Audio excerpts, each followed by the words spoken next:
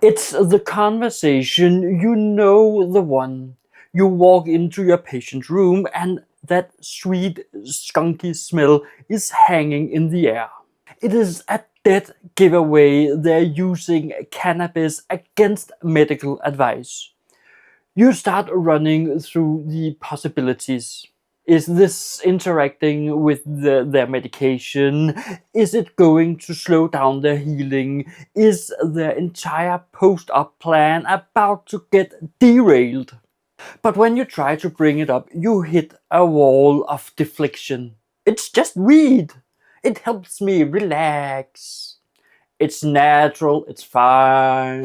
So how do you get through to them without torpedoing the therapeutic relationship you worked so hard to build? In this video, I'm going to give you the extra motivational interviewing technique that can turn that resistance into the first step towards change. We are going to transform this dreaded conversation from a conflict into a connection. So why am I talking about this? Well, I am a nurse with over 20 years of experience from healthcare, different roles, but over 20 years in healthcare, and I have seen use and abuse of drugs very close, and I worked with it. So I have a inside knowledge or two, not from using, but from working with it. And let's be real, this scenario is incredibly frustrating. You're stuck between your duty to provide safe care and the fear of completely alienating your patient. And that old school confrontational approach, it just doesn't work. Lecturing them, quoting hospital policy, or telling them what they should do usually just makes them dig their heels in deeper. This isn't just a hunch, it's basic psychology. When people feel judged or controlled, their first instinct is to push back. It becomes a battle of wills, and in healthcare, that's a battle everyone loses. The patient's denial isn't them trying to be difficult, it's a complicated defensive mechanism. They might genuinely believe it helps with their pain or anxiety, even if recent studies show that cannabis users often report more post-operative pain and have lower satisfaction with their recovery. Your goal isn't to win an argument, it's to plant a seed of change. And to do that, we have to stop pushing against the wall and learn how to open the door right next to it. This is where motivational interviewing becomes your superpower. It's an evidence-based method that has been shown to be an effective intervention for reducing cannabis use and encouraging abstinence in adults. Motivational interviewing is a way of talking with patients that helps them to explore and resolve their own uncertainty about change. Think of it less like a script and more like a shift in your mindset. It's all about partnership, acceptance, compassion, and evocation, which is a fancy way of saying you are drawing the motivation out of them, not forcing it onto them. And we are going to break this down into 3 practical techniques you can start using on your very next shift. This isn't about becoming a therapist overnight. It's about using powerful communication to be an even more effective nurse. The first one is the permission opener. And how you start the conversation sets the tone for everything. Instead of leading with an accusation, you start by respectfully asking permission to even have the discussion. This simple step immediately lowers the guard because it respects their autonomy. Let's start by looking at the wrong way versus the right way. The wrong way. I smell marijuana. You know you are not supposed to be using that here. It's going to interfere with your recovery. This is a guaranteed recipe for a defensive shutdown. The conversation is over before it even starts. But now let's try the right way with the permission opener. Hey, Mr. Smith, would you be open to talking for a few minutes about your cannabis use and how it fits in your recovery plan? I want to make sure we are on the same page and that I understand your point of view. Now, can you see the difference? It's collaborative, not confrontational. You're showing curiosity, not judgment, by asking, do you mind, or would it be okay if we talked about? You hand them a little bit of control and a way out. Most of the time they'll say yes, and just like that, they've agreed to have the conversation, making them way more receptive to what you have to say next. Technique number 2 is about the ambivalence. It is just that feeling of being stuck between a rock and a hard place. Your patient might want the relief cannabis gives them, but they probably don't want the negative consequences it might be causing. The internal conflict is the engine for change, and your job is to help them explore it. The key is using open-ended questions that can't be answered with yes or no. And let's do a comparison again. The wrong way. Don't you see this is making your breathing worse? Or you know this is bad for you, right?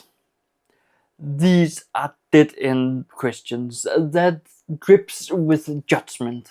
The right way is to get curious. You are on the lookout for what we call change talk, the magic moment when the patient starts making the argument for their own change. And here's a few powerful questions that I use to get started. Help me understand what are some of the good things about using cannabis. This is disarming because you are actually trying to see their side. After they answer, you can follow up with thanks for sharing. What about the other side of the coin? What are some of the not so good things you've noticed? Another great one I often use is, in what ways has your cannabis use been affecting your daily life lately? Both for the good and the bad. So listen for both. Or to get them thinking ahead. If you were to make a change, what would you hope your life would look like in 6 months? It is not unrealistic, and it's possible for them to see 6 months out into the future. If it's not that, well, we have a whole other problem. But when you do this, you are not pointing out the problems, they are. You are just holding up a mirror. Listen actively, nod, and use reflective statements like, so on one hand, it really helps you to relax at night, but on the other hand, you notice that you feel groggy and unmotivated the next morning. This validates their experiences and gently highlights the gap between their actions and their goals. That's the heart of motivational interviewing techniques. And the third technique is, once you've started to explore their ambivalence, scaling questions are a brilliant way to see how ready a patient is to change without adding any pressure. It's a simple, non-confrontational way to, well, take their emotional temperature. So the wrong way is actually very simple. It's demanding. So are you going to quit or what? Let's skip that and go straight to the motivational interview approach. The right way involves asking two key questions on a scale of 1 to 10. First, you ask about the importance on a scale from 1 to 10, where 1 is not at all important and 10 is the most important thing right now. How important is it for you to make a change in your cannabis use? Let's say the patient answers with, oh, it's about a 4. Your follow-up is there the most important part. Don't ask, why isn't it a 10?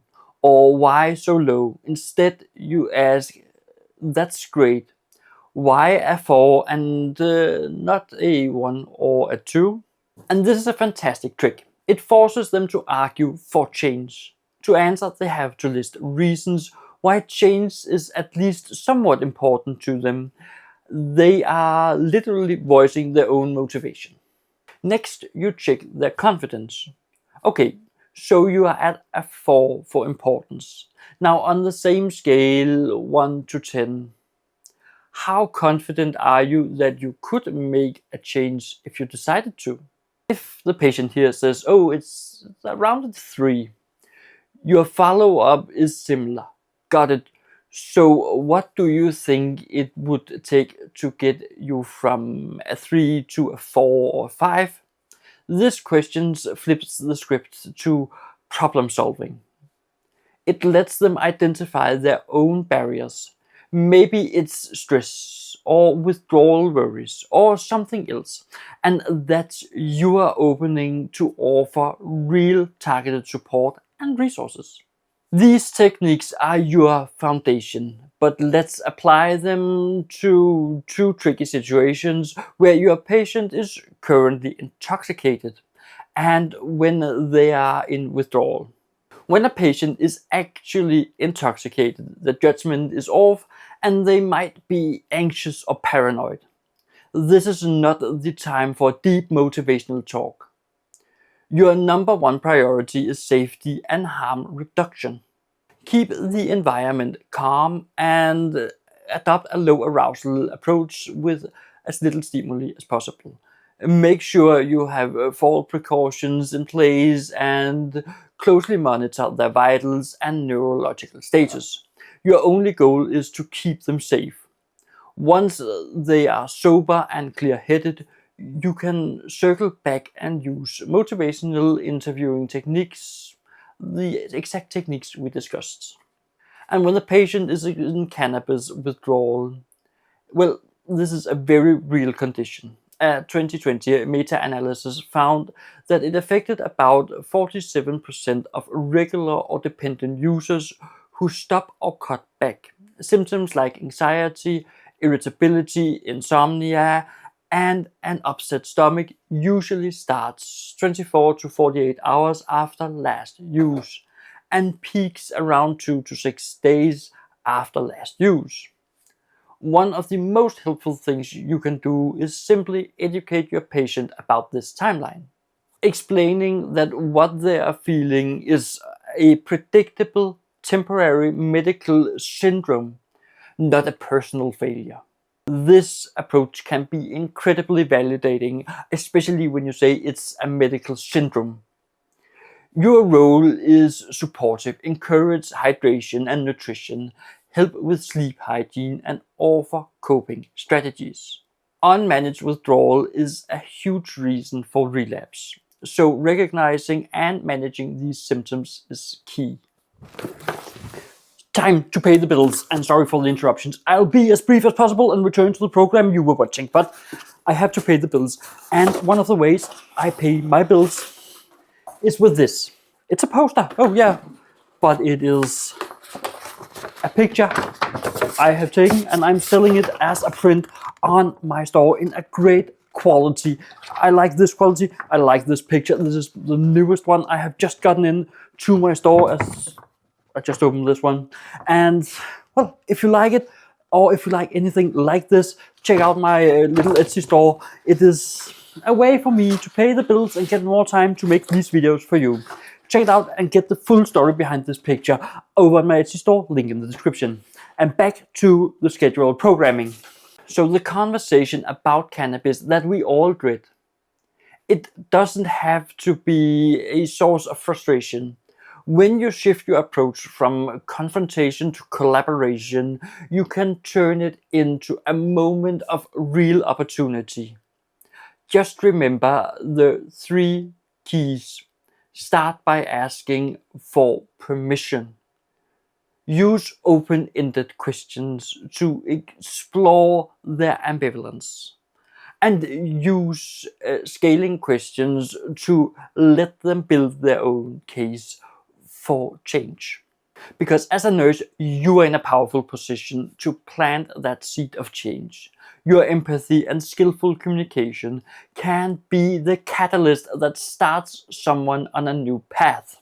So if your patient seems ready for the next step, be prepared with resources for local and national helplines, and you can make this conversation not something you dread, but a moment where you truly, deeply makes a difference.